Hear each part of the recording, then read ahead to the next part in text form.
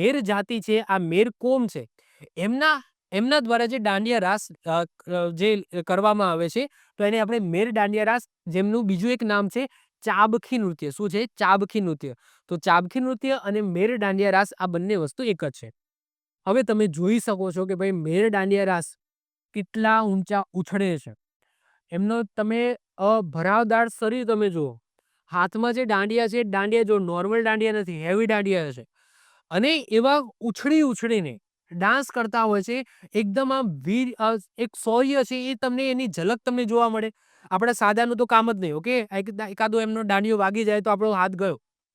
તો એવા આમ ઉછળીને આમ સ્ફૂર્તિથી આ ડાન્સ કરવામાં આવે છે, જેને કહેવામાં આવે છે મેર દાંડિયા રાસ, ચાબખી નૃત્ય. હવે આનો વિડીયો આપણે જોઈએ, જેનાથી આપણને વધારે આઈડિયા આવશે.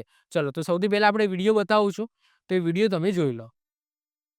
ઓકે, તો આ વિડીયો તમે જુઓ તો હાથમાં દાંડિયા છે, અત્યારે સૂતા છે. તો સૂતા, બેઠા, અલગ અલગ ટાઈપના દાવ હોય છે, એ લેતા હોય છે. આ રીતના ઊંચા ઊંચા કૂદે છે. ઓકે, પછી આ રીતના એકબીજાના હાથે દાંડિયા પછાડે છે. જ્યારે પછાડતા હોય છે ત્યારે મતલબ કે એકદમ જોશમાં પછાડતા હોય છે. એવું નહીં સિમ્પલ આપણે પેલા જે સાદા દાંડિયા આમ રમીએ છીએ એવું નહીં. જોશમાં પછાડતા હોય છે અને આ રીતના એક શૌર્ય, એક ડાન્સ એમના દ્વારા કરવામાં આવે છે, પરફોર્મ કરવામાં આવે છે. ઓકે, તો જેને મેર દાંડિયા રાસ અથવા તો ચાબખી નૃત્ય કહેવામાં આવે છે. ચલો, તો વાત કરીએ આપણે મેર દાંડિયા રાસની. તો ખાસ પોરબંદરના ખમીરવંતી જાતિ મેર, એમની જાતિ એટલે કે એ સમુદાયનું નામ જ છે મેર, અને એમના દ્વારા મેર નૃત્ય કરવામાં આવે છે. દાંડિયા રાસ શરૂ કરતા પહેલા ગુલાબ છાંટી દાંડિયા રાસની રમઝટ બોલાવતા ધરતી ધ્રુજાવે છે. લાંબી ભુજાવાળા, મૂછાળા, થોબાળા, ઓકે, પછી પડછંદ શરીરવાળા, કેડિયા પર કસકસાવીને બાંધેલી ભેટ, પછી કપાળ પર છાજલ કરતી પેચવાળી પાઘડી પહેરીને જુવાનિયાઓ રાસના મેદાનમાં ઉતરે છે, ત્યારે વીર રસને સ્વરૂપે નૃત્ય ખડું કરે છે. મતલબ કે આ એમના પહેરવાસના અહીંયા બોલબાલા કરેલા છે કે એમનો પહેરવેશ કેવો છે. ઓકે, એમનું શરીર તમે જુઓ, એમની મૂછો, એમનો પહેરવેશ, જેમની ઉપર પાઘડી તમે જુઓ, અને આ રીતના પોતે દાંડિયા લઈને જ્યારે ઉતરે છે, ત્યારે એક વીર રસનું અહીંયા તમને સ્વરૂપ જોવા મળે છે. દાંડિયા રાસમાં લેવાતી ફૂંદડીઓ એ મેર લોકોના દાંડિયા રાસનું આગવું આકર્ષણ છે.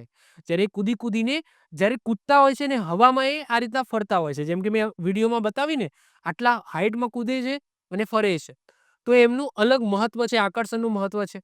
ઢોલ અને શરણાઈના તાલે શૌર્યને બિરદાવતા હોય તે રીતના પગની ગતિ તાલબદ્ધ જોવા મળે છે.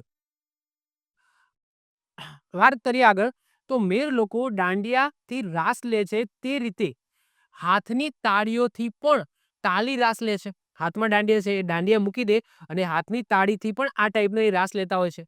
આ પ્રસંગે ઘરડા અને જુવાનિયા નૃત્યના બંધન વિના મનમાં આવે એમ મુક્ત રીતે કોઈ પણ જાતના બંધન વગર નાચે છે. નૃત્યનો આ પ્રકાર ચાબખીના નામે ઓળખાય છે. જે પણ જુવાનિયા હોય છે, ઘરડા હોય છે, એ બધું છોડીને બસ જેમ એમને ડાન્સ કરવો હોય એ રીતના ડાન્સ કરે છે.